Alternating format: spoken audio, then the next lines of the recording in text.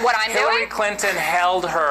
Hillary Clinton held her schedule the entire time. She was not on the State Department server. To now say the State Department is the one that should release her calendars, they never had her calendars. They were on a private server. She is the one who can release these. She is the one who's responsible. If she won't release these, she cannot blame anyone else other than Hillary Clinton. She didn't even have a state.gov email address. You know what's Stop scary? this You know what's phoniness. scary? And Rick and Jessica, weigh in on this, but she shredded with this bleach bit 30,000 emails. We'll probably never know what's in those emails. But then she didn't tell the FBI about 15,000 She additional told us emails. she had one phone. Yeah, we found the out FBI she had didn't to because get we it. saw pictures. Let me bring Jessica in here. The FBI had discovered 15,000 emails they didn't previously know about.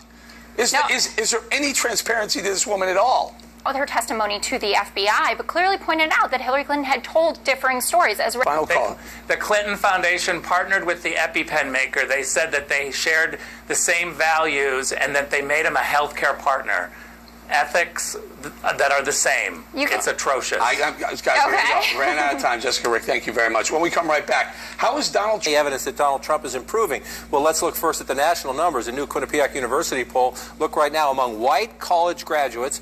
Donald Trump and Hillary Clinton essentially running even. 41% for Donald Trump, 40% for Hillary Clinton. You see the third-party candidates getting a combined 16% right here. So roughly even, right? Look at this. Mitt Romney lost in 2012. He beat President Obama by 14 points among white college graduates. He won by 14 points and he lost the election. Donald Trump running about even right now. I don't think anybody at home needs me to explain. If you are running 50% more Syrian refugees to come pouring into our country, I think a lot of people are going to stop thinking about her. I think it's ridiculous. Frankly, with the email scandal, I don't even know how she's able to run. It's because people don't pay that close attention. But anyway, let's get back to your campaign staff. When you're president, if you win, you're going to have to put together a staff, all right, of people to advise you and help you run the nation. Now you've turned over two guys in less than 6 months.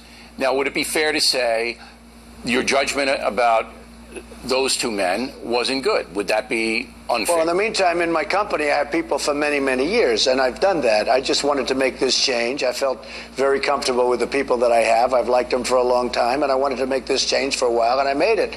You know, we have like 3 months to go, and I wanted to make sure that it was something that I wanted.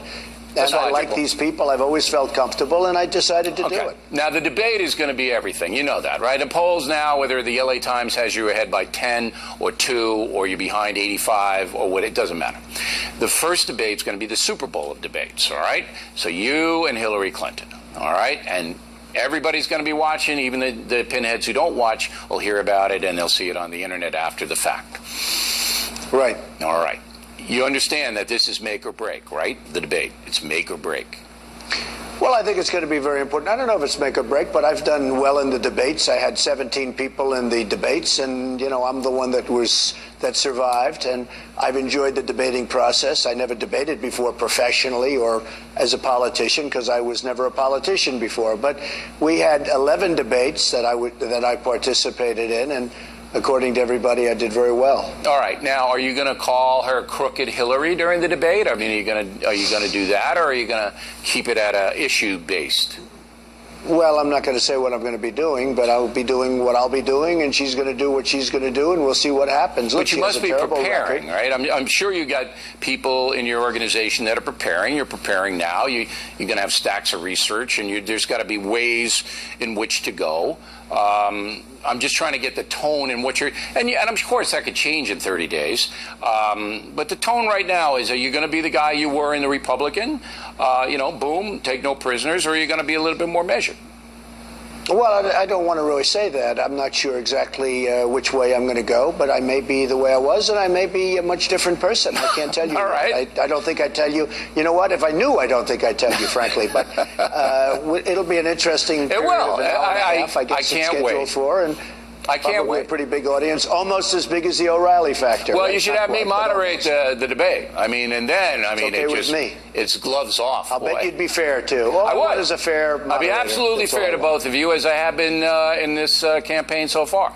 My job is to let the folks see you and Secretary Clinton as best I can put you in focus, not to push any agenda and not to do anything. And you know that. You get mad at me sometimes. But that's my job. Last question for you. They have said that this has been the worst 2 weeks of your campaign, all right? And now you have the new management, and now you're doing things a little bit differently. Do you feel that the last 2 weeks, beginning pretty much with the Muslim family, were the worst part of the campaign?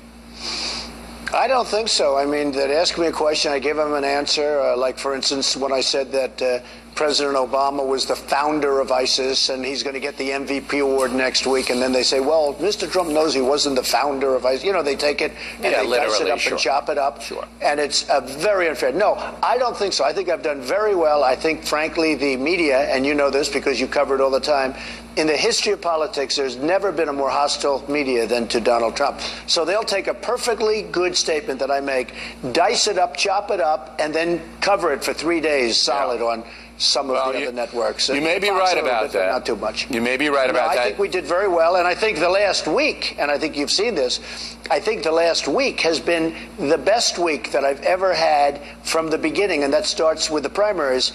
And most people have said that the last week, because you're doing the speeches now, and you're not calling anybody names. But you always keep this in mind: the media did not like Chester Arthur very much. So I don't think it's at the level of you, but Chet got hammered a little bit. All right, Mr. Trump, as always, thank you for your time. We appreciate you being accessible, and we're hoping Hillary Clinton will come on the factor as well. Up next, polling on the state of the presidential race. We have the debates. Bill O'Reilly pointed out with Donald Trump that the debates are like the Super Bowl, and that first one could change everything. The debates are going to be really important and decisive because this is a pretty, it's not a volatile race in terms of the polls bouncing around, but it's a volatile race because so many voters are frustrated with both candidates. So you have these national polls where Hillary Clinton has this lead of 6-7 points.